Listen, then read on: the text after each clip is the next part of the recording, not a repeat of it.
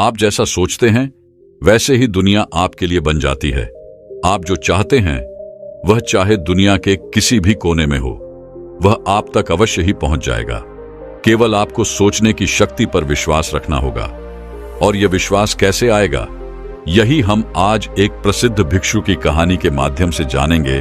तो चलिए कहानी की शुरुआत करते हैं। दोस्तों, किसी ने पूछा था कि ध्यान की कोई सरल विधि बताइए जिससे हम सीधे ध्यान में उतर जाएं और हमें ज्यादा मेहनत भी ना करनी पड़े। लेकिन मेरा आप लोगों से एक सवाल है, आपको क्या लगता है इस दुनिया में कोई भी कार्य करने के लिए क्या हमें मेहनत करने की कोई आवश्यकता नहीं है? क्या बिना कुछ किए ही कोई भी कार्य पूरा किया जा सकता है? और आपको ऐसा क्यों लगता है कि ध्यान इतना मुश्किल कार्य है? क्या आप उसे कर ही नहीं पाते? और अगर आप सोचते हैं तो जरूर मुश्किल ही होगा। इसीलिए तो आप इसको करने के लिए, ध्यान में उतरने के लिए आसान विद्या ढूंढते रहते हैं, जिसमें आपको कुछ करना भी ना पड़े और सब कुछ स्वयं आराम से हो जाए। लेकिन ऐसा नहीं होता, कुछ तो आपको करना ही पड़ेगा। बिना कुछ करे तो कुछ नहीं होता। याद रखिएगा, जो जितना कठिन परिश्रम करता है उसे उतना ही अधिक मीठा फल भी मिलता है, और जो परिश्रम नहीं करते उन्हें उतना ही कम मिलता है। तो हम यहाँ ध्यान की बात कर रहे हैं। ध्यान को हम कैसे आसान बना सकते हैं? अगर वास्तविकता देखी जाए तो ध्यान बहुत आसान है, लेकिन ना जाने क्यों आप लोगों ने यह मान रखा है कि ध्यान करना बहुत मुश्किल है, बहुत कठिन है। और मेरी एक बात अवश्य याद रखिएगा, एक मनुष्य के भीतर जो मानने की एक शक्ति है, ये उसके पूरे जीवन को बदल कर रख सकती है। इसलिए जब भी हम कुछ मान लेते हैं तो सामने वाली चीज वैसे ही हमें दिखाई देने लगती है और घटनाएं भी उसी के अनुरूप घटने लगती हैं। इसे एक छोटी सी कहानी के माध्यम से समझते हैं। एक छोटा सा गांव था। उस गांव में एक व्यक्ति रहता था जो हमेशा खुश रहता था। उसके सामने चाहे कितनी भी बड़ी मुसीबत या कितनी भी बड़ी घटनाएं क्यों ना जाएं, वह उनका हंसकर सामना किया करता था। इसलिए वो हमेशा हर परिस्थिति में खुशियां ढूंढ ही लेता था, क्योंकि उसका यह मानना था कि जो कुछ भी उसे जीवन में मिल रहा है उसे देने वाला वह भगवान है, और उससे वह बहुत प्रेम करता था। इसीलिए हमेशा हर परिस्थिति में, सुख में, दुख में, वह हमेशा अच्छा ढूंढ ही लिया करता था, जिस कारण वह हर परिस्थिति में खुश रहता था, हमेशा हंसता रहता था। लेकिन उसी के पड़ोस में एक और व्यक्ति रहता था, और उसका वह पड़ोसी बहुत धनवान था। उसके पास बेशुमार दौलत थी, जबकि वह व्यक्ति बहुत गरीब था। वह धनवान पड़ोसी जब भी उस गरीब व्यक्ति को देखता तो उसे अच्छा नहीं लगता था, क्योंकि वो हमेशा खुश रहता था, हमेशा हंसता रहता था, आनंदित रहता था। ये देखकर प्रधान पड़ोसी उससे बहुत जलता था। उससे उसकी खुशी बर्दाश्त नहीं होती थी। वह तो बस उसे उदास देखना चाहता था। वह चाहता था कि वह रोए, गिड़गिड़ाए, परेशान रहे, चिंतित रहे, जिससे उसके मन को शांति मिले और उसे इस तरह से देखकर वह बहुत प्रसन्न हो सके। वह यह चाहता था कि उसका वह गरीब पड़ोसी ये मान ले कि सारी खुशियां धन से ही मिलती हैं। इसलिए एक दिन पड़ोसी उस गरीब आदमी के पास पहुंचा और उसे कहने लगा, मित्र, इस रास्ते में एक औरत रहती है जो रोज सुबह टोकरी लेकर निकलती है। जब भी औरत मेरे सामने आती है तो मेरा पूरा दिन बेकार हो जाता है, मेरा पूरा दिन बर्बाद हो जाता है। वह बहुत मनहूस है, इसलिए जब भी वह तुम्हारे सामने आए तो अपनी नजर चुरा लेना, अन्यथा तुम्हारा दिन भी पूरी तरह से बर्बाद हो जाएगा और तुम दिन भर परेशान रहोगे, चिंतित रहोगे। तुम्हारे साथ कुछ ना कुछ अनहोनी घटती ही रहेगी। इतना कहकर वह धनवान पड़ोसी वहां से चला गया। लेकिन उस गरीब व्यक्ति ने उस धनवान व्यक्ति की बातों पर बिल्कुल ध्यान नहीं दिया। अगले दिन वह धनवान व्यक्ति एक बार फिर उस गरीब व्यक्ति के पास आया और एक बार फिर से उसने उस औरत के बारे में वही सारी बातें कही। ऐसा ही करीबन उसने एक सप्ताह तक किया। वह हर रोज आता और उस गरीब व्यक्ति को उस औरत के बारे में इस तरह की बातें बताता और फिर अपने काम पर निकल जाता। एक दिन वो गरीब व्यक्ति खुशी खुशी कहीं जा रहा था। तभी रास्ते में उसे वो टोकरी वाली औरत नजर आ गई, और ठीक उसी समय पर उसे उस समय बात भी याद आ गई कि यह औरत मनहूस है। जो भी इसका चेहरा देख लेता है उसका पूरा दिन बर्बाद हो जाता है। उसके साथ कुछ ना कुछ अनहोनी घटती ही रहती है। वह यह सोचता हुआ आगे जा ही रहा था कि तभी अचानक उसके पैरों में एक कांटा चुभ गया। अब ऐसा नहीं है कि उसे पहली बार कांटा चुभा था। जब भी उसे कांटा चुभता तो ईश्वर का धन्यवाद करके आगे की ओर बढ़ जाता था। वह हमेशा यही कहता था कि हे ईश्वर, आपका बहुत बहुत धन्यवाद, आपने मुझे बचा लिया, अन्यथा इससे कुछ बड़ा हो सकता था। लेकिन आज जब उसके पैरों में कांटा चुभा तो उसने सोचा शायद वह धनवान व्यक्ति सही कहता है। यह औरत मनहूस है, जो भी इसका मुंह देख लेता है उसका पूरा दिन बर्बाद हो जाता है। उसके साथ कुछ न कुछ अनहोनी घटने लग जाती है। अब से जब भी वह गरीब व्यक्ति कहीं जा रहा होता है तब तक वह टोकरी वाली औरत उसके सामने आ जाया करती। हालांकि वह उसके सामने पहले भी आया करती होगी, लेकिन तब उसका ध्यान उस पर नहीं जाता था। लेकिन अब उसका पूरा ध्यान केवल उसी पर था। जब भी वो उसके सामने आती तो उसे वो दुख के पल याद आने लगते, जब उसका मुख देखने के कारण उसे कुछ दुख मिला हो। और इसी तरह वो उन दुखों के छड़ों को इकट्ठा करता चला गया और उन दुखों के लिए वह हमेशा उस औरत को जिम्मेदार मानने लगा, उसे कोसने लगा। और इसी प्रकार धीरे धीरे उसके मन की जो खुशियां थीं वह क्षीण होती चली गई। वह हमेशा दुखी रहने लगा था, परेशान रहने लगा था। अब उसके साथ कुछ भी अच्छा नहीं होता था। वह छोटी से छोटी चीजों में भी दुख ढूंढ ही लेता था। ऐसा ही कई दिनों तक चला और अब वह उस औरत से बहुत परेशान हो चुका था। वह उसे किसी तरह से भी छुटकारा पाना चाहता था। एक दिन वह अपने मार्ग में आगे जा रहा था कि तभी उसके सामने वह औरत आ गई। उसे देखते ही उसका पैर फिसल गया और वह पास ही के एक गड्ढे में जा गिरा। जैसे तैसे उसने खुद को वहां से निकाला और वो वापस अपने घर पहुंचा और मन ही मन वो उस औरत से छुटकारा पाने के लिए तरह तरह के तरीके ढूंढ रहा था। उसे उस औरत पर बहुत गुस्सा आ रहा था और तभी उसके मन में ख्याल आया कि क्यों ना मैं इस औरत को हमेशा हमेशा के लिए खत्म कर दूं। ना तो यह औरत रहेगी और ना मेरे साथ यह अनहोनियां होंगी, ना मुझे इस तरह से परेशान रहना होगा। देखते ही देखते रात्रि का समय हो चुका था। इन्हीं विचारों के साथ वह उस रात उसे हमेशा हमेशा के लिए खत्म करने के लिए निकल पड़ा। वह तेजी से आगे बढ़ रहा था कि तभी वह अचानक एक व्यक्ति से टकरा गया। वह व्यक्ति और कोई नहीं बल्कि उसका गुरु था। वह गुरु अपने उस शिष्य को देखकर यह समझ चुके थे कि यह बहुत परेशान है और किसी न किसी चिंता में है। तभी वह अपने शिष्य से कहते हैं, इतनी रात को कहां जा रहे हो? इस पर उनका शिष्य कहता है, हे गुरुवर, मैं उस टोकरी वाली औरत से बहुत परेशान हो चुका हूं और अब तो मैं उसे रास्ते से हटाकर ही दम लूंगा। उसने मेरा पूरा जीवन बर्बाद कर दिया है। हर रोज मेरे साथ कुछ ना कुछ अनहोनी होती रहती है। अब मैं उसे नहीं छोड़ूंगा। उसे तो मैं उसकी अंजाम तक पहुंचाकर ही दम लूंगा। तभी उन गुरुवर ने उस व्यक्ति के हाथों में हथियार देखा और उसे कहने लगे, अच्छा तो तुम उसकी हत्या करने जा रहे हो? इस पर वह गरीब व्यक्ति कहता है, हे गुरुवार, उसने मेरे सुखी जीवन में आग लगा दी है। मेरा जीवन पूरी तरह से बर्बाद हो चुका है। हर रोज मेरे साथ कुछ ना कुछ अनहोनी घट जाती है। मैं हर रोज केवल यही प्रयास करता हूं कि वो मुझे मार्ग में न मिले, लेकिन वो हर रोज मेरी मार्ग के बीच में आ ही जाती है। उसके कारण मेरा पूरा जीवन नर्क बन चुका है। इसी कारण मैं बहुत परेशान हो चुका हूं। इसीलिए मैंने ये तय किया है कि अब मैं उसे नहीं छोड़ूंगा। मैं तो उसे अपने मार्ग से हटाकर ही दम लूंगा। इस पर वह गुरु मुस्कुराने लगे और उस व्यक्ति से कहते हैं, इसके लिए तुम्हें उसकी हत्या करने की कोई आवश्यकता नहीं है। मैं तुम्हें एक मार्ग दिखाता हूं, तुम उस पर चलो, तुम्हारा सब कुछ फिर से अच्छा होने लगेगा। इस पर वह व्यक्ति कहता है, हे गुरु, बताइए वह कौन सा मार्ग है? मुझे क्या करना होगा? तभी वह गुरुवर कहते हैं, इसी मार्ग पर एक और औरत रहती है और मैंने उसके बारे में बहुत कुछ सुना है। मैंने यह भी सुना है कि जो कोई भी उसकी शक्ल देख लेता है उसका पूरा दिन बहुत अच्छा बीतता है, उसके साथ सब कुछ अच्छा होता है। वह बहुत भाग्यशाली है।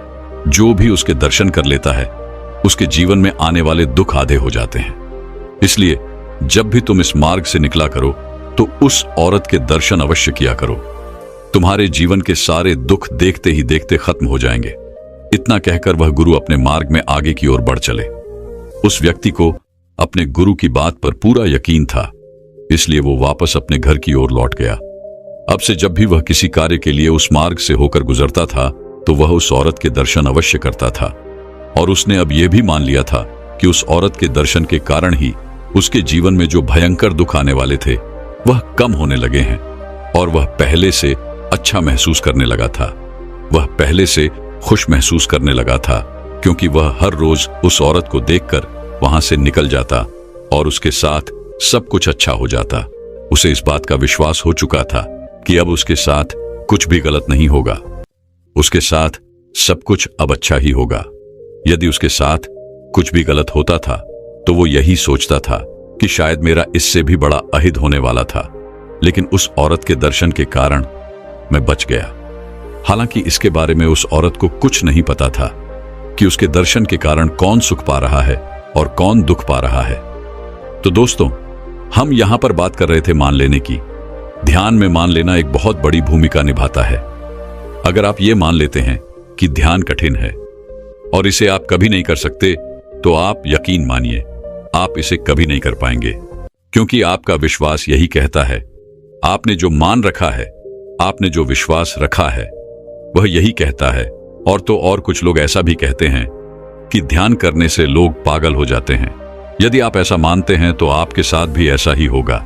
लेकिन जरा यह सोचिए, क्या नकारात्मक विचारों से सकारात्मक चीजों को उत्पन्न किया जा सकता है? क्या नकारात्मक विचारों से सकारात्मक विचारों का निर्माण किया जा सकता है? नहीं। यदि आपको सकारात्मक होना है तो आपको सकारात्मक सोचना होगा, सकारात्मक चीजें माननी होंगी, सकारात्मक चीजों पर विश्वास करना होगा और सकारात्मक विचार ही उत्पन्न करने होंगे। इसलिए जो आप मान लेते हैं आपके साथ भी वैसा ही होता है। तो अब बात आती है कि ध्यान कैसे किया जाए।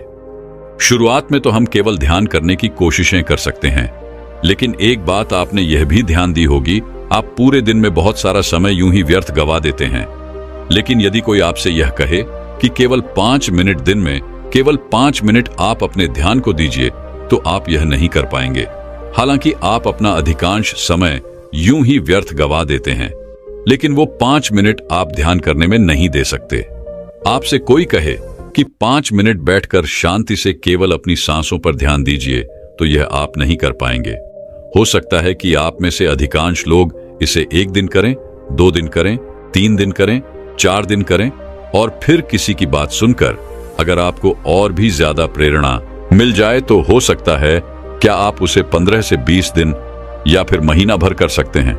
लेकिन फिर आप इसे ऊपरी मन से करने लग जाएंगे और एक ना एक दिन आप इसे छोड़ देंगे। लेकिन आपने यह नहीं सोचा कि जहां पर आप अपना समय यूं ही वेस्ट कर देते हैं, वहां पर केवल दिन में 5 मिनट निकालना क्या इतना मुश्किल है? जरा सोचिए, क्या इससे सरल और इससे आसान कुछ हो सकता है? हाँ, शुरुआत में हम ध्यान का अभ्यास जरूर करेंगे, शुरुआत में हम ध्यान करने का प्रयास जरूर करेंगे, लेकिन ध्यान नहीं लग पाएगा। इससे आप परेशान होने लगेंगे, चिंतित होने लगेंगे और तरह तरह की अलग मार्गों को ढूंढने लग जाएंगे, जो इससे भी सीधा हो, सरल हो, आसान हो, जिसमें आपको कुछ करना भी ना पड़े और आप आसानी से ध्यान में उतर जाएं। और कुछ लोग जो धैर्य बनाकर रखेंगे और ध्यान की कोशिश अर्थात ध्यान का अभ्यास निरंतर करते रहेंगे, वह एक ना एक दिन ध्यान में जरूर और उतरते जाएंगे और देखते ही देखते यह ध्यान संपूर्ण हो जाएगा। और जब आप एक बार उस ध्यान में उतर जाएंगे, तब आप अपने जीवन को देख सकेंगे, उसकी वास्तविकता को जान सकेंगे, अपने आप को पहचान सकेंगे। तब आपकी सोच और समझ का विस्तार होने लगेगा। महात्मा बुद्ध भी इसी तरह से ध्यान किया करते थे। वह केवल अपनी सांसों पर ध्यान लगाया करते थे, क्योंकि सांस ही एक ऐसी चीज है जो आपके साथ हमेशा रहती है। जब तक आपका यह शरीर है, तब तक आपकी सांसें भी हैं और तभी तक ध्यान संभव है। बिना सांसों के या बिना शरीर के ध्यान नहीं किया जा सकता। सांस रूपी या एक ऐसा यंत्र है जो आपको मिला हुआ है, जिस पर आप कभी भी, कहीं भी, किसी भी अवस्था में ध्यान केंद्रित कर सकते हैं। बाकी ऐसी कोई चीज नहीं जिसे हर जगह, हर समय अपने साथ आप लेकर चल सकते हो और वह आपको इस भौतिक जगत से आपके आंतरिक जगत तक जोड़ती हो। क्या आपने कभी एक पल के लिए सोचा है कि आपको दिन भर में कितनी सांसें आती है और कितनी सांसें जाती हैं? क्या आपने कभी इस पर ध्यान दिया है? क्या आपने कभी यह भी ध्यान दिया है कि क्या आप सांसें ले रहे हैं या नहीं? तो चलिए एक छोटा सा प्रयोग करके देखते हैं। आप सबके पास मोबाइल फोन तो होगा ही, जिसे आप यूज करते हैं। आपके पास इंटरनेट भी होगा। आपका जब मन करता है तब आप अपने फोन पर उंगलियां चलाने लग जाते हैं। कुछ नहीं तो आप बार बार फोन ऑन ही करके देख लेते हैं। कुछ मिल जाए कुछ मजेदार ढूंढने लगते हैं, क्योंकि फोन आपकी एक आदत सी बन चुकी है और आप उसके बिना एक सेकंड भी रह नहीं पाते। तो अब आपके मन में यह प्रश्न उठ रहा होगा कि आखिर आपको करना क्या है। तो आपको बस एक छोटा सा काम करना है। आपको अपने इस फोन को कुछ देर के लिए अपने आप से दूर रखना है और अपने आप पर ध्यान केंद्रित करना है कि आप कितनी देर तक फोन को बिना इस्तेमाल किए रह सकते हैं।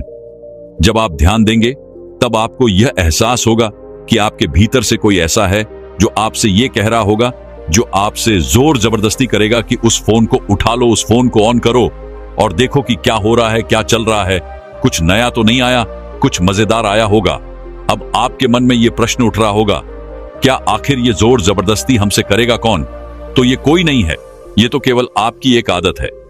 और ये आदत घटना चाहती है, क्योंकि हम जो भी आदतें अपनाते हैं वो आदतें घटने के लिए ही होती है और वह सभी घटना ही चाहती है। वह आपके द्वारा बाहर की ओर कार्य करना चाहती है। और अगर यह एक आदत है जो आप पर हावी हो रही है, तो आंखें बंद करना और ध्यान देना कि आप में यह आदत कहां से आई है और आपके भीतर यह कहां समाई हुई है। क्या आप इसे जान सकते हो? क्या आप इसे पहचान सकते हो? क्या आप इस पर नियंत्रण पा सकते हो? अगर हां, तो कैसे? और यह केवल एक आदत नहीं है, ऐसी कई सारी आदतें हमारे भीतर यूं ही छुपी हुई है जो हमारे द्वारा बाहर के कार्य करना चाहती है, अर्थात घटना चाहती है। और इन्हीं आदतों के कारण हमारा निर्माण होता है।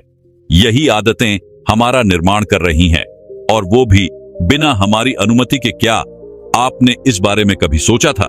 ऐसे ही जीवन की छोटी छोटी बातों में आप ध्यान को केंद्रित कर सकते हैं, उसमें अपने आप को ढूंढ सकते हैं, समझ सकते हैं, पहचान सकते हैं, उनकी वास्तविकता और सत्यता को देख सकते हैं। हो सकता है यह प्रयोग आप में से कई लोगों को समझ में आया हो और ना भी समझ में आया हो। यदि आपको समझ में आया तो आप मुझे कमेंट में जरूर बताइएगा, और यदि आपको यह प्रयोग नहीं समझ में आया तो भी आप मुझे कमेंट में बता सकते हैं।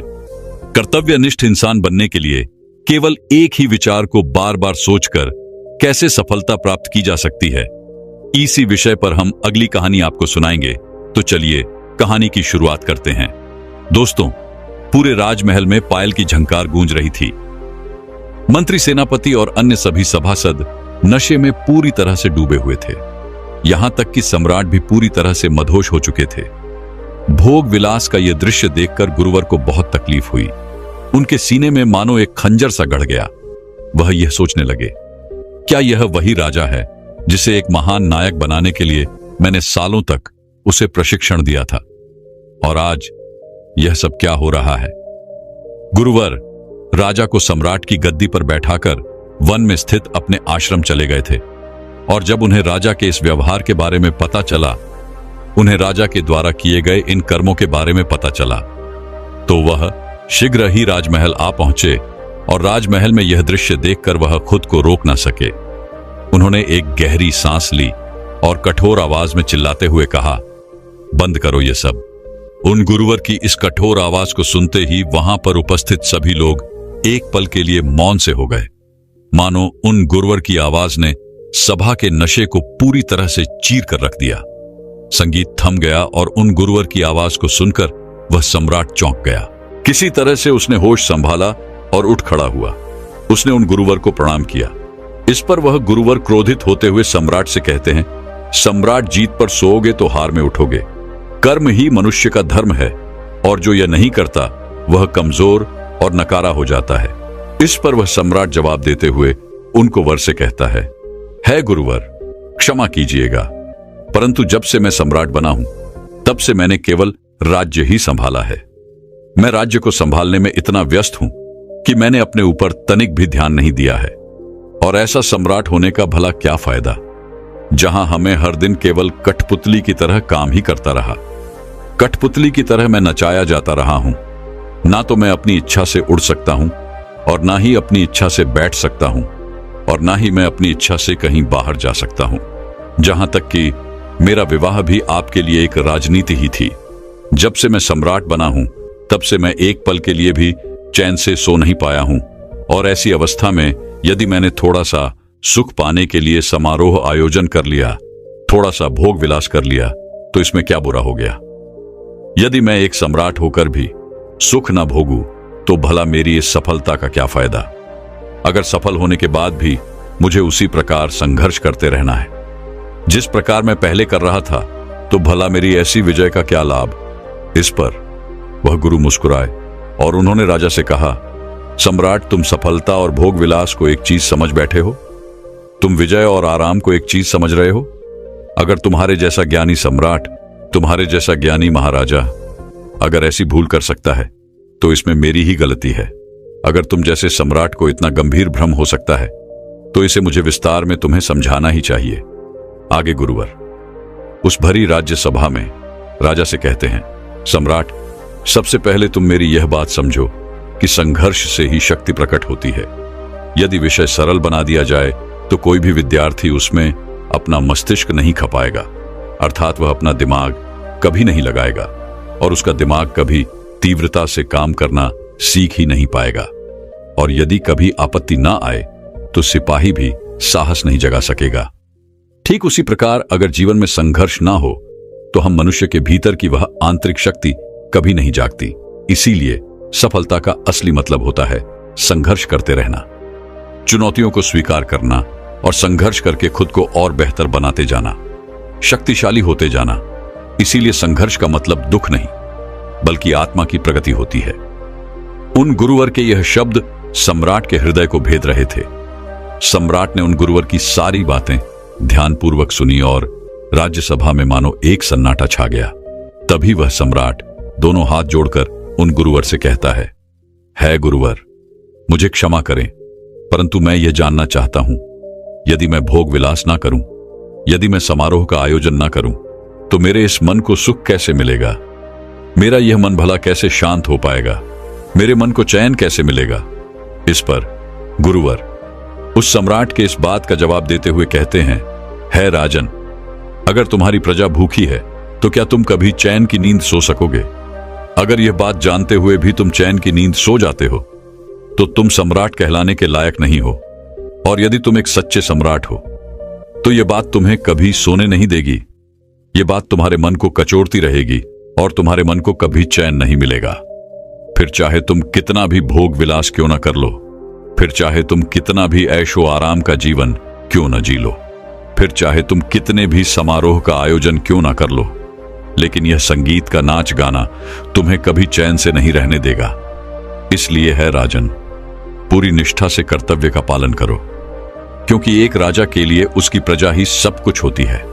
अपने प्रजा की सेवा में जुट जाओ, अपना कर्तव्य पूरा करने के लिए दिन रात संघर्ष करो। संघर्ष से ही तुम्हारी आत्मा की शक्ति जागृत होगी। आत्मा की शक्ति से ही तुम मन को साथ पाओगे, मन को नियंत्रित कर पाओगे, और एक बार यदि तुम मन पर नियंत्रण साथ लोगे तो तुम गहरे आनंद का अनुभव कर पाओगे, जो इस तुच्छ शारीरिक सुख से कहीं ज्यादा अधिक गहरा है। और केवल तभी तुम्हें यह भी नजर आने लगेगा कि जिस संघर्ष को तुम कष्ट समझ रहे थे वह तो उन्नति की सीढ़ियां हैं, जिसे चढ़कर ही तुम उन्नति पा सकते हो। और यही सीढ़ियां चढ़कर तुम अपनी आत्मा को और प्रबल भी बना सकते हो। इसलिए है राजन, सफलता का असली मतलब सुख नहीं बल्कि कर्तव्य पालन और निष्ठा है। गुरुवर की यह सारी बातें सुनकर सम्राट के आंखों से पर्दा हट चुका था। वह उन गुरुवर की हर एक बात को अच्छी तरह से समझ चुका था। सम्राट पहले से ही बहुत ज्ञानी था, बस वह रास्ता भटक चुका था। उसके बाद से सम्राट ने अपना पूरा जीवन केवल अपनी प्रजा की देखरेख में लगा दिया। उसने पूरी निष्ठा से राज्य प्रशासन किया और देखते ही देखते उसकी प्रजा भी उससे अत्यधिक पसंद करने लग गई थी। लेकिन सम्राट के जीवन काल में एक ऐसा समय भी आया जब पूरे राज्य में भीषण अकाल पड़ा था, और इसी अकाल के दौरान सम्राट ने अंतिम 40 दिनों में अन्न का एक दाना भी नहीं खाया था, क्योंकि राजा की प्रजा के पास अन्न नहीं था।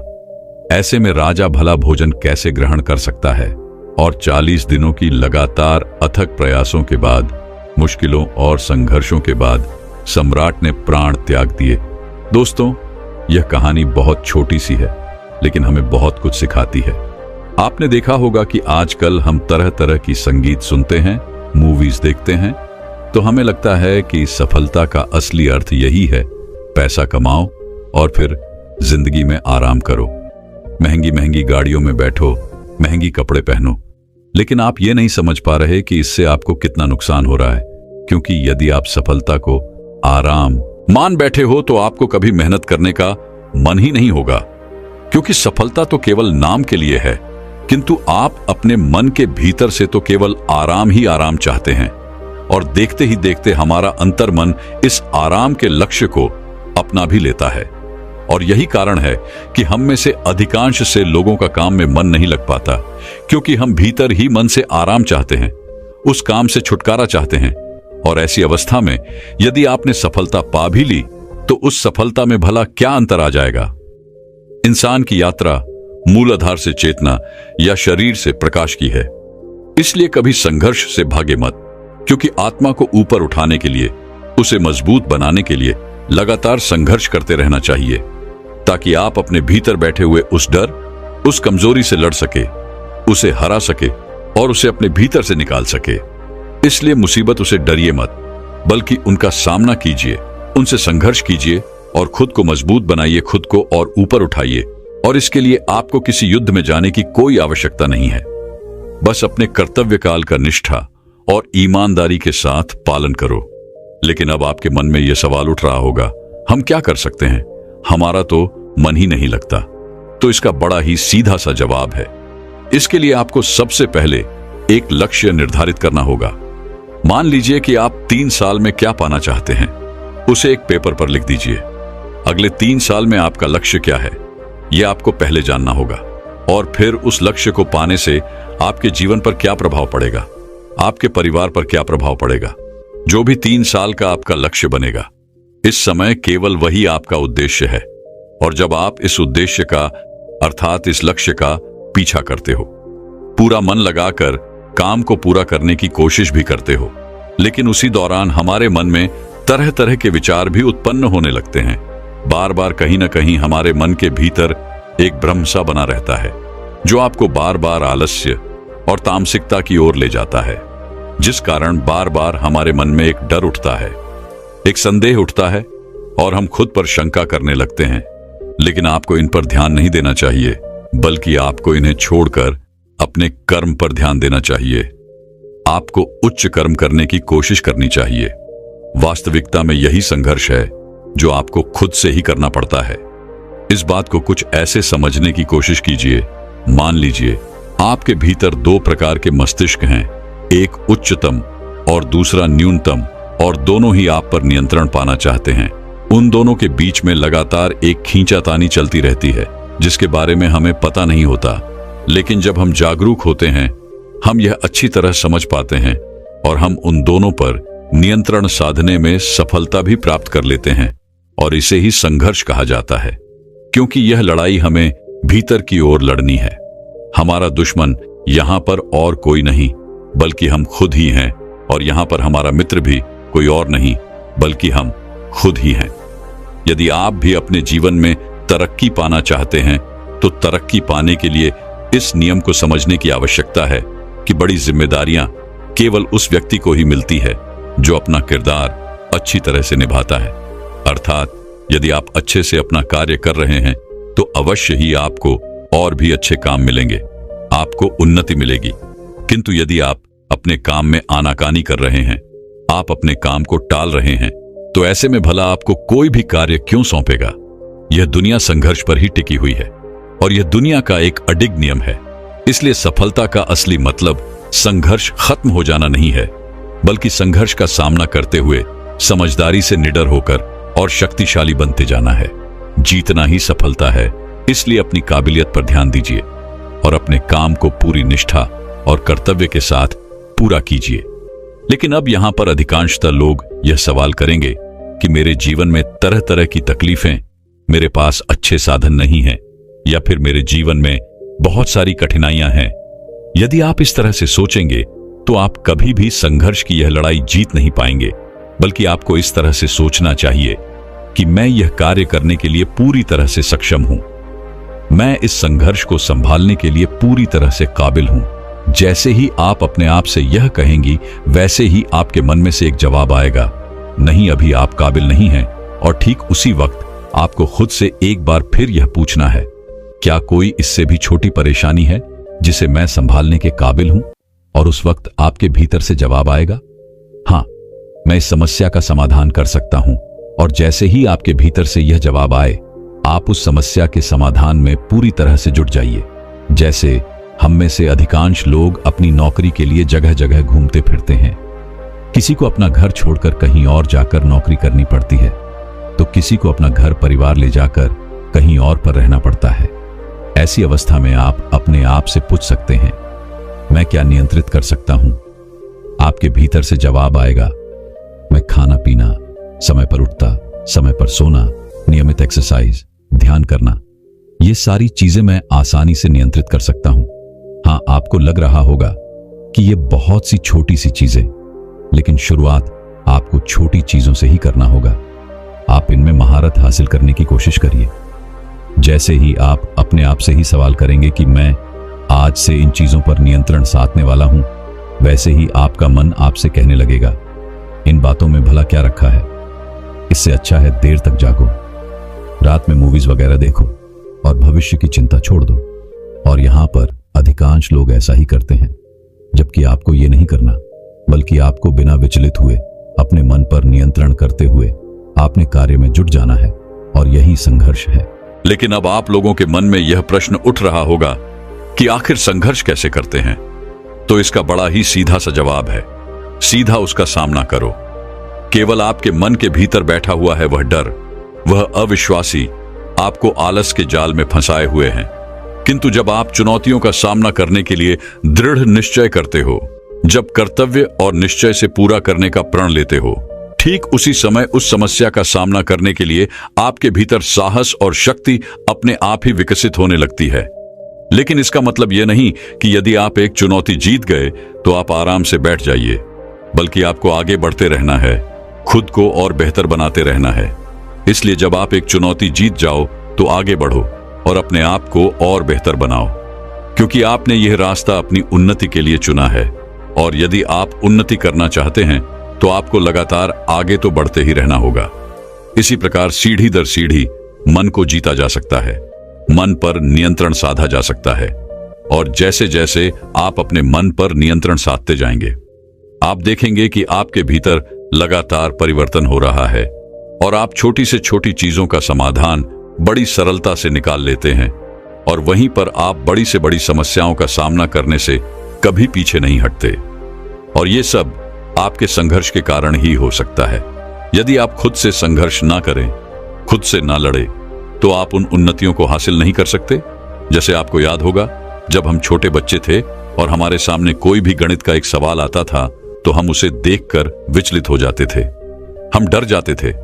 पता नहीं ये हम सॉल्व कर पाएंगे या नहीं, पता नहीं हम इसका समाधान निकाल पाएंगे या नहीं। लेकिन जैसे जैसे आप उस पर कार्य करते हैं, जैसे जैसे आपको शिक्षक उसके बारे में अच्छी तरह समझाते गए, वैसे वैसे हम उसका समाधान निकालने में सक्षम हो पाते हैं।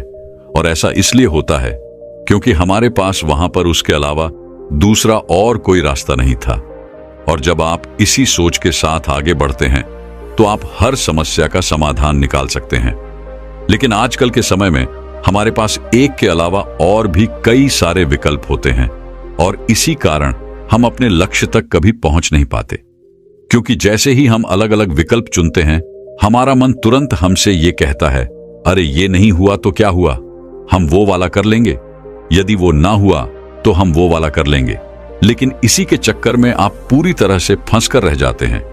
ना तो आप अपना पहला लक्ष्य पूरा कर पाते हैं और ना ही दूसरा और ना ही तीसरा, और यह कड़ी इसी प्रकार चलती रहती है।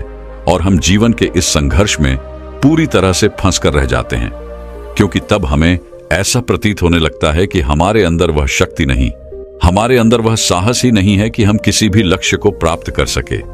किंतु यदि आप अपने जीवन में केवल एक लक्ष्य रखते हैं और एक ही विकल्प रखते हैं कि मुझे इस लक्ष्य को किसी भी हालत में हासिल करना है, तो आप खुद ब खुद उस लक्ष्य को हासिल करने के लिए तैयार हो जाएंगे।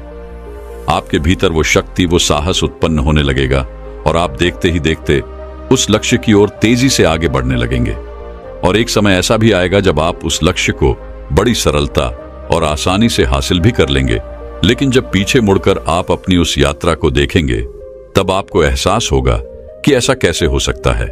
मुझे तो कभी लगा ही नहीं था कि मैं इतनी कठिन यात्रा कर सकता हूं, लेकिन वास्तविकता यही है कि आप कुछ भी कर सकते हैं।